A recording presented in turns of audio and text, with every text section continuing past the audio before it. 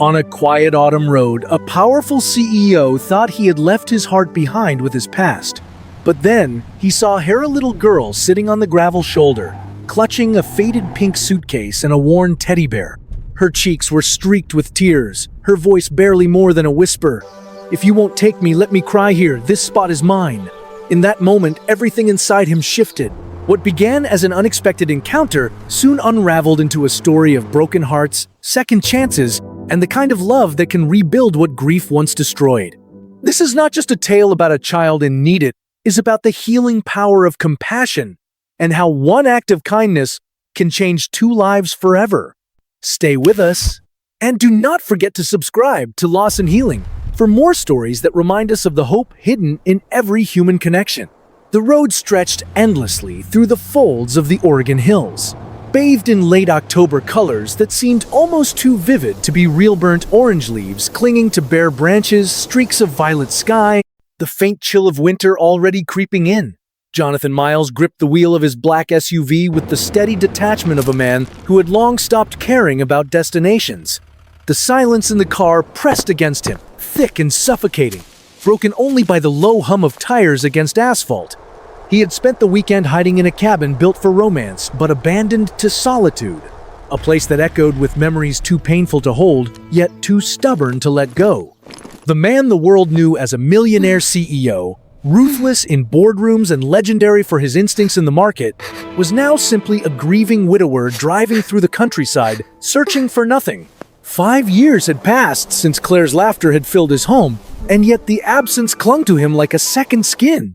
He had built empires from nothing, but no amount of wealth could rebuild what cancer had stolen. Each trip to the cabin was less about rest and more about survival, a desperate attempt to sit in silence until the ache dulled enough to function again. His suit jacket lay folded on the passenger seat like an uninvited guest. His phone, turned off, lay face down in the console, ignored not because no one cared to reach him, but because he refused to listen. He had mastered the art of isolation. But even in silence, grief found its way in, whispering, reminding. As the road curved around a cluster of hills, Jonathan noticed something unusual, a head of blot of faded pink against the gray gravel shoulder. At first he assumed it was luggage abandoned by some careless traveler, but then his chest tightened. That luggage moved. His foot eased off the gas, his pulse quickening as realization dawned. He pulled onto the shoulder, tires crunching, and shifted the SUV into park. When he stepped out, the cool air met him like a slap, crisp with the scent of pine and damp earth. No other cars, no houses, no voices, just the rustle of brittle grass and the faint sigh of wind. Yet there she was. A small girl, no more than 6 or 7, sat cross-legged beside a faded pink suitcase, her tangled blonde hair wild in the autumn breeze. In her arms, she held a threadbare teddy bear whose seams strained against years of comfort given. Her cheeks bore the streaks of tears, her eyes swollen and red, though no fresh tears fell now. She looked emptied, as though she had been sitting there far longer than any child should. Jonathan approached slowly, crouching several feet away so as not to startle her. His voice, softened from years of loss, carried carefully. "Hey," he said gently, "are you okay? Are you hurt?" No response, not even a blink. "Sweetheart," he tried again, lowering himself to her eye level. "Are you lost? Where are your parents?" The girl tilted her face slightly, though her gaze never fully met his. And then, in a voice so fragile it seemed to tremble with the wind, she whispered words that pierced deeper than any boardroom betrayal or market crash ever had. "If you're not gonna take me, let me cry here. This spot's mine." Jonathan froze. Those words, they didn't belong to a child. They carried the heaviness of abandonment, the finality of someone who had rehearsed rejection until it became a lullaby. In that instant, he saw not only the girl before him, but also the shadow of Claire, whispering in her weakest hours of chemo, saying things too heavy for the living. Even broken things can hold meaning. That memory, long buried beneath cold detachment, stirred inside him. His throat tightened as he swallowed the lump forming there.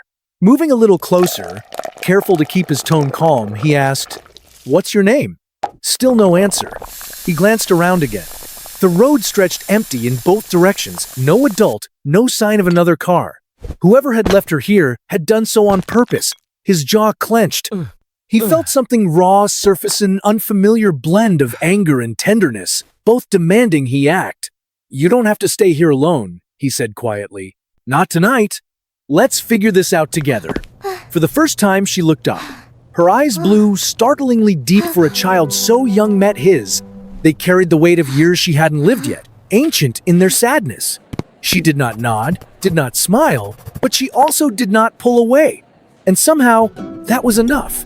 Jonathan extended his hand, not too close, not too forcefully, simply waiting. For a long moment, she stared at it, as though deciding if trust was even possible.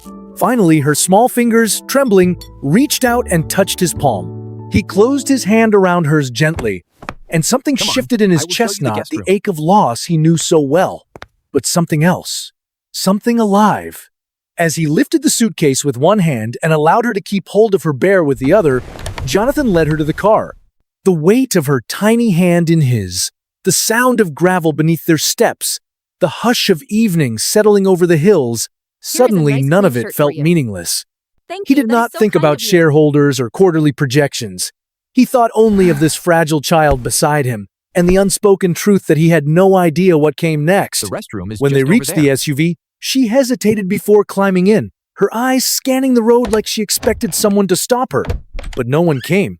Jonathan buckled her in gently, then slid behind the wheel, staring out at the road ahead. His life had always been defined by control plans, strategies, outcomes calculated with precision. But as the girl clutched her teddy bear and leaned against the seat, he realized that for the first time in years, he wasn't driving towards silence. He was driving towards something Are you feeling unknown, better something terrifying, something human. The road no longer looked empty. It looked like the beginning of a story neither of them could yet name. The cabin stood quiet against the edge of the lake, its wooden frame darkened by years of storms and solitude. For Jonathan, it had always been a retreat, a place to shed the suffocating expectations of investors and employees, a place where silence could be worn like a shield. Yet that evening, as he unlocked the door and stepped inside with the girl trailing close behind, suitcase wheels bumping unevenly over the wooden floor, the cabin seemed to breathe differently. She followed him without a word, her small shoes scuffing against the rug, her eyes darting over every surface as though she were walking into enemy ground. The armchair, the stone fireplace, the stack of unread books, all of it was new terrain to her. She didn't ask questions. She didn't fidget. She simply watched. Jonathan set her suitcase beside the chair and exhaled, rubbing the back of his neck. "I'm not great with guests," he admitted softly, more to himself than to her. "But I'll figure something out." He moved into the kitchen, opening the fridge with little hope. As expected, it offered slim pickings. Eggs, a half-empty bottle of water, a wedge of cheese. The pantry gave him slightly better luck. He pulled out a can of tomato soup, stared at it for a long moment, then set it on the counter. Cooking for himself was rare enough. Cooking for a child felt like trying to speak a language he hadn't used in decades. "Soup okay?" he asked, glancing over his shoulder. She gave the faintest nod, almost imperceptible, but it was enough. He poured the contents into a saucepan and lit the burner. The smell of warm tomato soon began to fill the air, carrying with it an unexpected comfort. For a moment, the cabin felt less like a mausoleum of memories and more like a place where life might still exist. When he reached for a bowl, his clumsy hand dropped it.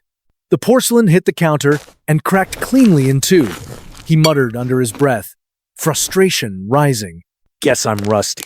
He chose another bowl, less elegant, and tore a piece of bread beside the steaming soup. That you can Setting the find meal on the where you coffee belong. table, he gestured to the girl. So it might "It's work. hot.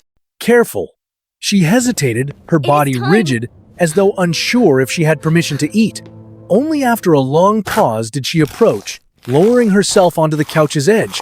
She picked up the spoon with deliberate slowness, dipping it into the soup as if testing whether this was safe. Jonathan sat across from her, deliberately distant, not wanting her to feel crowded. It is all As right. she ate, Everything is fine. he studied her quietly. Dust clung to her clothes, her hair knotted at the ends. Her socks didn't match. Yet her movement It is slow, going to be all right. deliberate, carried a strange grace. The kind of resilience children shouldn't need to know. She held her teddy bear tight Let's with take one it easy. arm, spooning Thank soup you. with the other, pausing occasionally as if remembering how to be cared for. When she finished, She placed the spoon neatly beside the bowl, as though following some unspoken ritual. Jonathan cleared his throat, rising. I can show you the guest room. Sheets are clean, I think. She gathered her barren suitcase silently and followed him down the narrow hallway. The room he opened was modest just, a twin bed, a dresser, an old lamp with a faded blue shade. It smelled faintly of cedar, solitude, and years gone by. Jonathan pulled back the quilt, shook out the pillow, and spread an extra blanket across the bed. It was uneven, wrinkled, but warm. I don't have pajamas your size, he said awkwardly, but I've got a clean t-shirt. You could use it as a nightgown. He rummaged through a drawer, pulling out a shirt soft with age and held it out. She accepted it with both hands as though it were treasure. He pointed down the hall. Bathroom's there, towel on the rack. You can wash up. I'll be right outside. For the briefest moment, she looked at him, just a flicker of acknowledgement before slipping into the bathroom and closing the door softly. Jonathan sat on the bench in the hall, leaning forward, his head in his hands. What was he doing? He could negotiate billion-dollar deals with ease. But faced with a 5-year-old girl abandoned on the roadside, he felt utterly unqualified. The sound of water running filled the silence. Then, the soft shuffle of small feet across tile. When the door opened, she stood there in his oversized t-shirt, the hem brushing her ankles, her hair damp and sticking to her cheeks. She looked both fragile and impossibly brave. Better? He asked gently. She gave a tiny nod. He guided her to the bed, tucking the quilt around her small frame. The teddy bear was pressed tightly to her chest, a shield against the world. He lingered awkwardly at the door. If you need anything, just call, okay? No response, only her eyes following him as he stepped into the hallway. Back in the living room, Jonathan sank onto the couch, staring into the dark fireplace. The soup pot still sat on the stove. The cracked bowl still lay on the counter. His body felt heavy, but his mind refused rest. He rose again, pacing, then returned to the hallway. He lowered himself onto the floor just outside her door, his back against the wall. For a long time, there was only silence. Then, out of the stillness, a voice floated softly through the door, fragile as a thread. Are you still out there? Jonathan swallowed hard. He hadn't expected the question, hadn't expected the need hidden in it. His answer was immediate, steady. Yeah, I'm here. The silence that followed wasn't empty. It was full of trust beginning to bloom, of walls beginning to crack, of a man who hadn't felt alive in years, realizing that maybe, just maybe, he was exactly where he was supposed to be. For the first time in half a decade, the ache in Jonathan's chest loosened. Not much, but enough to let something else in. Hope. Morning arrived, pale and cold. The lake outside the cabin, flat as glass beneath a sky the color of steel. Jonathan stood at the counter, a forgotten cup of coffee cooling in his hand. He had barely slept. Every time he closed his eyes, he saw her again, sitting alone on the roadside, whispering words no child should know. Down the hall, he pushed the guest room door open gently. Lily lay curled on her side, the teddy bear clutched tight, her small frame nearly swallowed by the blanket. Relief swept over him when he saw the soft rise and fall of her breathing. For a moment, he let her sleep, but his mind was already circling the same truth. He couldn't keep her here forever. As much as he didn't trust the world, she deserved stability, whatever form that would take. By mid-morning, she was at the kitchen table, silent, her spoon moving carefully through a bowl of cereal as though she might disturb something fragile if she moved too quickly. Jonathan packed a small backpack with snacks, a sweater, and the sketch pad she'd barely touched the night before. We need to find out where you belong, he said softly, cautious with every word. First the clinic, then the sheriff's office. They can help. Her body stiffened, spoon frozen in midair. She didn't look at him, but the dread radiating from her was unmistakable. They're just gonna help, he said again, but the reassurance landed flat. He could see the storm building in her eyes. The drive into town was quiet, only the hum of the tires and the occasional glance from Lily as though she was preparing to run. When they pulled into the small gravel lot beside the clinic, Jonathan turned in his seat. Lily, he said, using her name for the first time since she whispered it to him the night before. It's going to be okay. But the moment he opened his door, panic tore through her. She lunged forward, clinging to the back of his seat, her voice breaking. No, please don't make me go, please. Jonathan moved around quickly, opening her door but keeping his voice soft. Hey, it's all right, I'll be right beside you. She shook her head furiously, tears streaming. I don't want to go back. I can't. She said Daddy didn't want me. The last words came out in a choked sob, and Jonathan felt his chest tighten with fury and grief at once. Who's she? He asked quietly. Lily pressed her face into the bear, refusing to answer. Jonathan placed a hand gently on her shoulder. You're not going back to anyone who hurt you. We're just making sure you're safe. Slowly, trembling, she slid out of the car, never letting go of his sleeve. Inside, the receptionist blinked at the sight of the Perron expensively dressed man in a wool coat and a frightened girl drowning in an oversized t-shirt and sparkly sneakers. This is Lily, Jonathan said steadily. She needs a checkup, someone to talk to.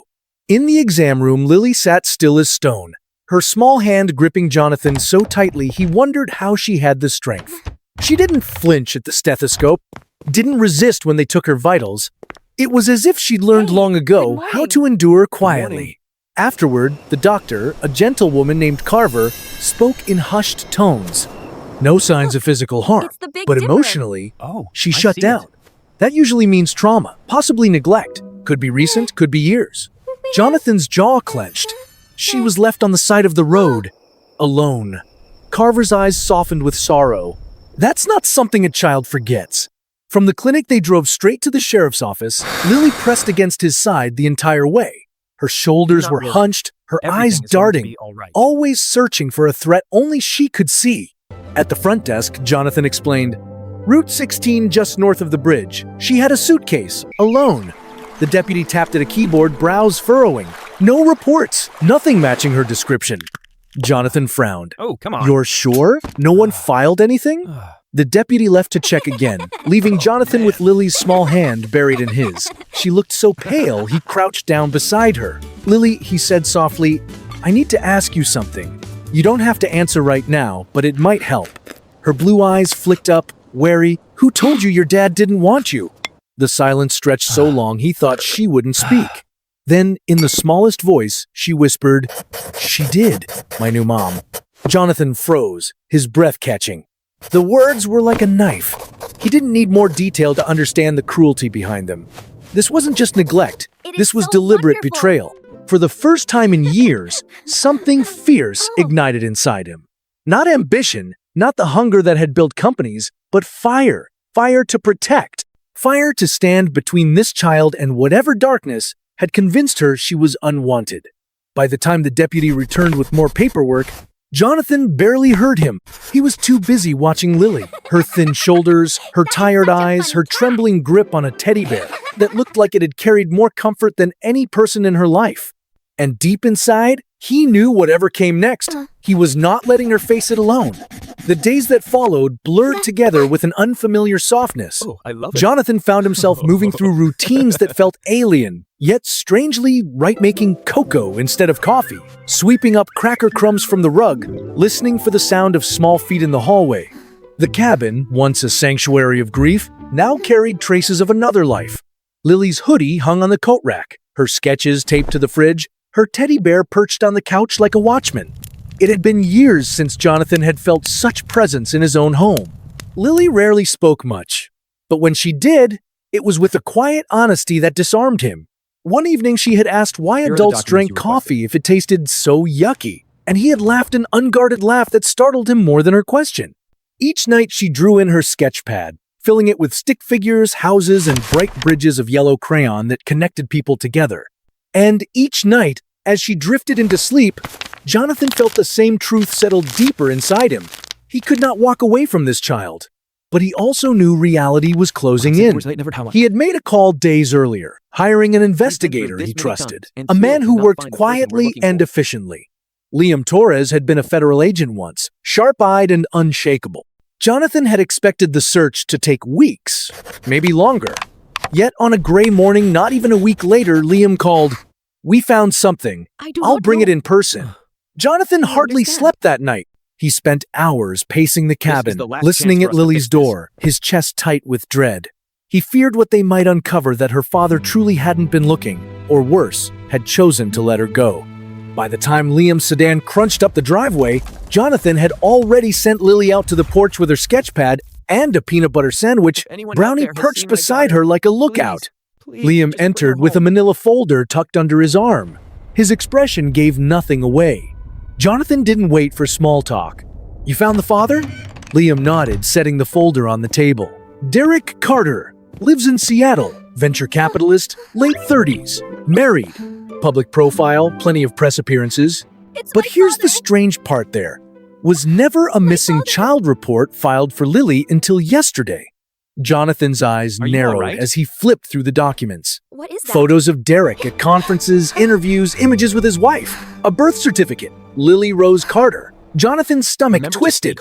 Then how the hell was she left by the roadside? Liam lowered his voice. 2 days ago, Derek's wife Claire disappeared, supposedly to visit her sister. But there's no sister. No flight records, no travel logs, nothing. And yesterday, Derek finally reported Lily missing after returning from a business trip. Claimed Claire told him she wandered off. But the timeline doesn't match. Jonathan's voice dropped, cold and certain. She didn't wander off. She was discarded. Liam gave a grave nod. "You'll want to watch the news tonight." When Liam left, Jonathan remained at the table, folder spread open, his mind spinning. He turned toward the porch where Lily sat cross-legged, sketching something with fierce concentration. The sight pierced him. She believed she had been thrown away, and in truth, she had.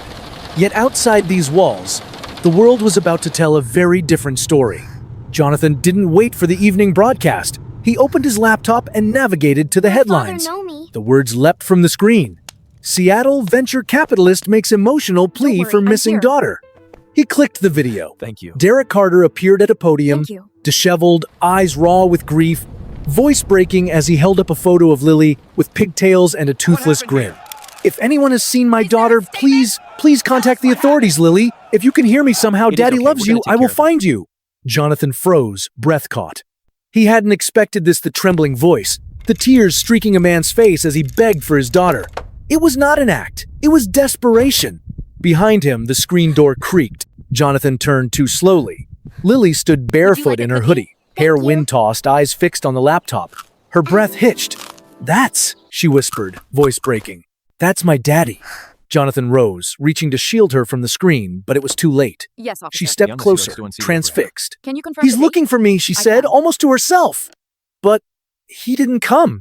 She came. She said he didn't want me anymore. Her lip quivered. Wife is under investigation. Jonathan knelt, placing a steady hand on her shoulder. "He does want you, Yes, Lily. that's what happened. I think he always did. He just didn't know what she did." She looked at him with eyes torn between two world zones shaped by abandonment, the other offering fragile hope. "I waited," she whispered. "I waited for him to come."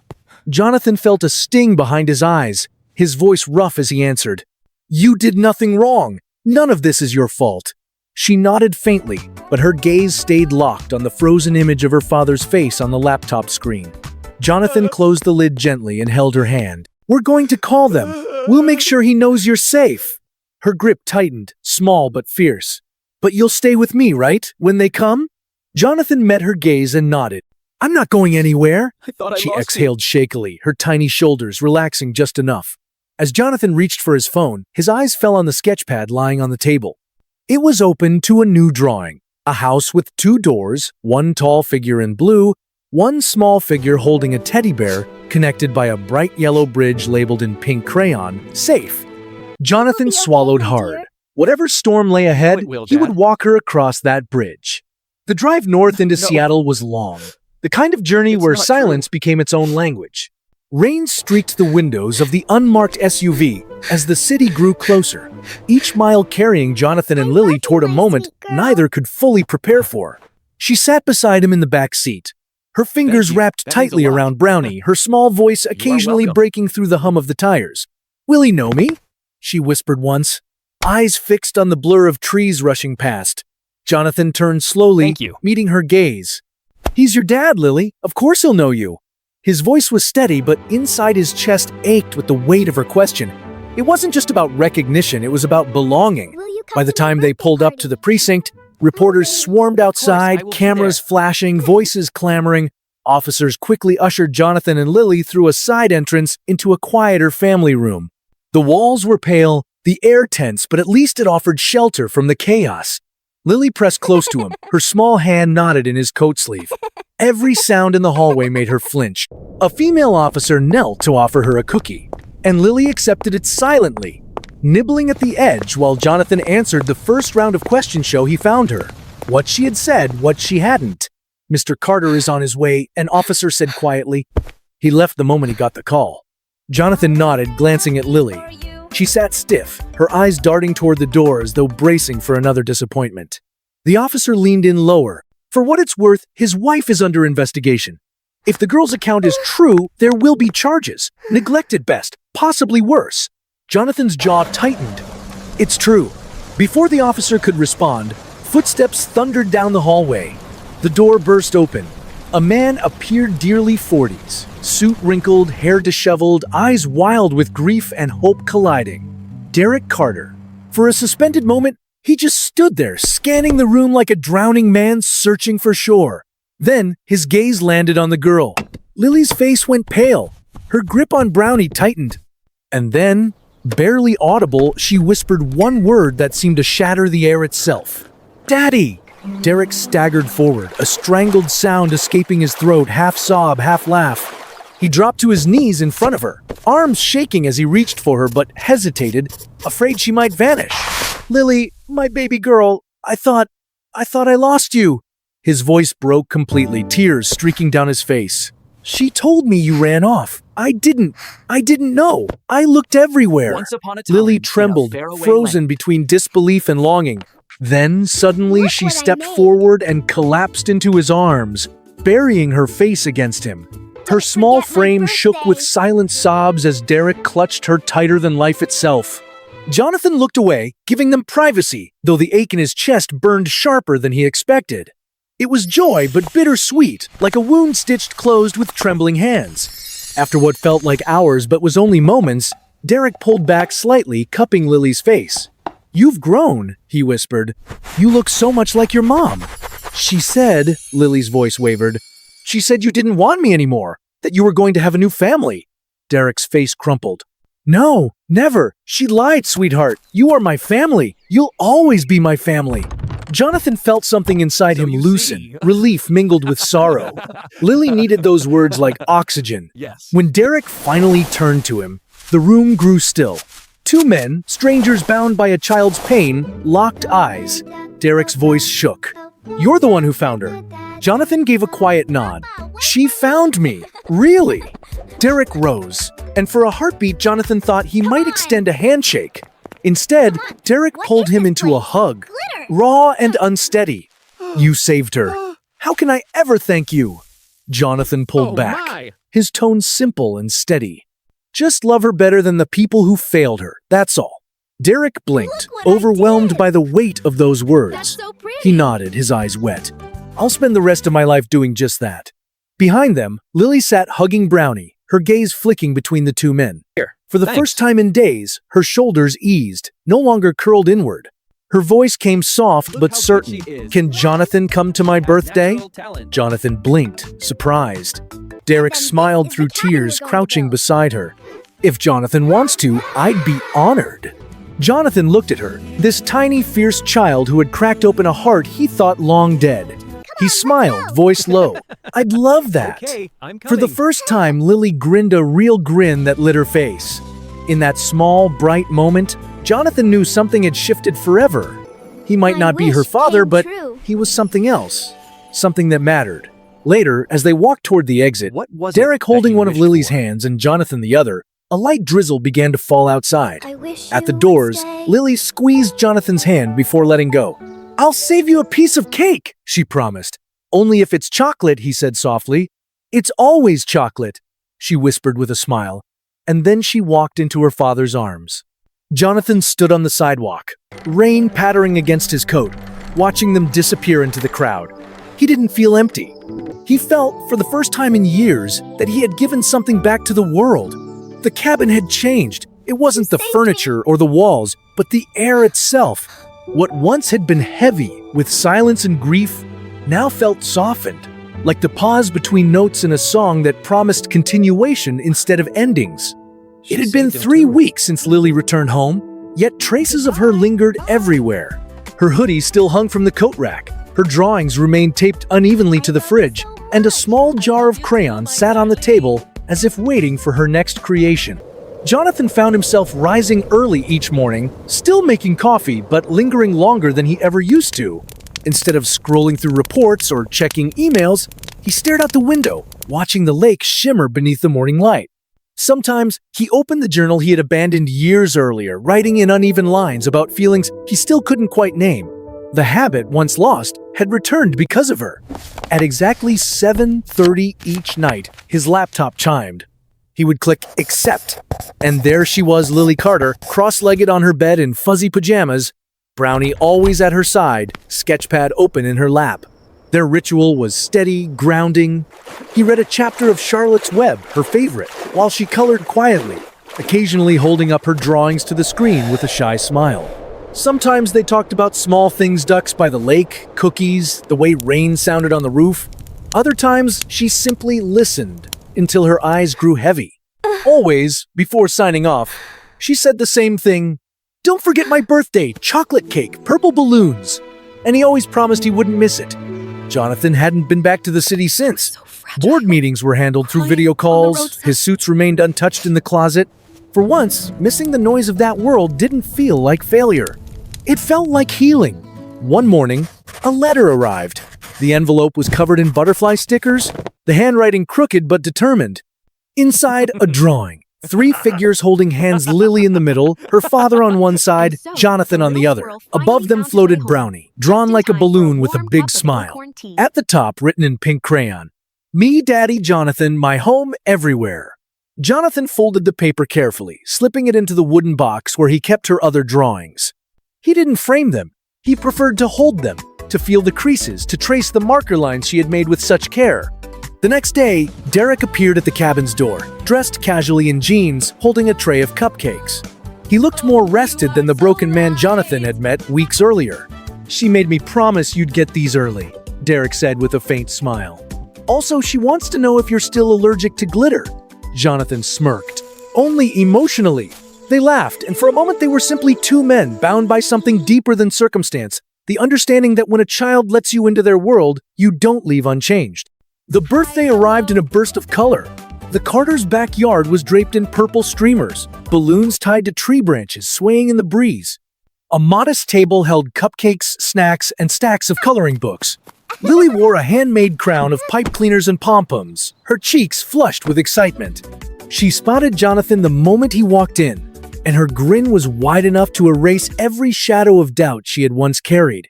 She dragged him straight to the crafts table, where bottles of glue and glitter waited. "More sparkle," she declared mid-project, dumping half a container across her drawing. Jonathan feigned horror. "Do you know how long glitter lasts? I'll be sparkling until Christmas." She giggled, smearing glue onto his sleeve before hugging him anyway. Derek stood on the porch watching, eyes soft, his gratitude unspoken but clear. Later, he handed Jonathan a soda and nodded toward his daughter, who was now supervising other children at the coloring station. "She talks about you every day, keeps her drawings of the cabin under her pillow." Jonathan looked down at the fizzing drink in his hand. "She's special." "I almost lost her," Derek said, voice low. "Not just to Claire, but to silence. That kind of silence that buries kids forever. You gave her reason to believe again." Jonathan swallowed, unsure how to respond. Finally, he said softly, "She gave me something too." As the sun dipped low, guests began to leave, but Lily wasn't done. She tugged Jonathan's hand toward the swing set, climbing onto one seat and motioning for him to take the other. They swung gently, side by side. Her voice came solemn. "My wish came true, you know." "You made a wish?" Jonathan asked. She nodded, her crown slipping slightly. "When I was on the road, I wished someone would find me, but not just anyone. Someone who didn't feel sorry for me, someone who would stay." Jonathan's throat tightened. He leaned closer, his voice steady. "I didn't want to leave." "And you didn't," she said softly. "You're here." They sat in silence, the kind that didn't need filling. The stars began to prick the sky. Lily leaned her head against the chain of the swing and whispered, "You saved me." Jonathan brushed a fleck of glitter from her hair, his voice breaking. "You saved me too, kiddo." That night, long after the party ended and the laughter faded, Jonathan returned to his cabin. The house was still but not empty. Her crayons sat in the jar, her sketches still taped to the fridge, the teddy bear twin he had bought resting on the couch. He opened his journal and wrote only one line. She came to me, lost, and left me found. Then he stepped outside. The lake shimmered beneath the stars, the air cold but welcoming. For the first time in years, Jonathan didn't feel like he was walking into an empty home. He simply felt, there are stories that slip into our hearts quietly, not with thunder, but with the gentleness of a hand reaching out in the dark. Jonathan's journey with Lily was never part of his plan. He was a man who had everything the world could measure: wealth, power, reputation, yet nothing that gave him reason to breathe beyond survival. She was a child the world had failed, carrying words no child should ever know. If you won't take me, let me cry here. And yet on a lonely road, their broken paths collided. What unfolded was not the fixing of a life, but the recognition of two souls who needed each other. A grieving man who had forgotten how to feel, and a little girl who feared she wasn't wanted, found themselves bound not by blood, but by presence. He didn't save her by having all the answers. He saved her by staying. By showing her that sometimes love doesn't roar, it simply doesn't walk away. The reunion with her father brought healing, but it also revealed something more profound, that family isn't just about who we're born to, but about who chooses to hold us in our most fragile moments. Jonathan gave Lily safety when she needed it most, and in return, she gave him back a reason to believe that life could still hold meaning, still hold light. Their story reminds us that compassion is never wasted. That even in our darkest moments, a single act of kindness can spark a chain of healing that reaches farther than we imagine. It reminds us that connection unexpected, unplanned, sometimes inconvenient is what saves us in the end. Maybe you too have carried grief heavy in your chest. Maybe you felt like Lily, waiting for someone to prove that you mattered. Or maybe you've been Jonathan, walking through the world with a heart that feels too tired to open again. Wherever you are, let this story remind you, hope is never gone, healing is possible, and the love we give away has the power to return to us in ways we never expect. If this touched you, if it stirred something inside, we invite you to stay with us. Subscribe to Loss and Healing, where we share stories that remind us of what truly matters: stories of brokenness transformed, of bonds that heal, of love that refuses to let go. Because somewhere out there, another story is waiting to remind you that you are not alone, that you are worthy, and that even in loss, there is always a path back to light.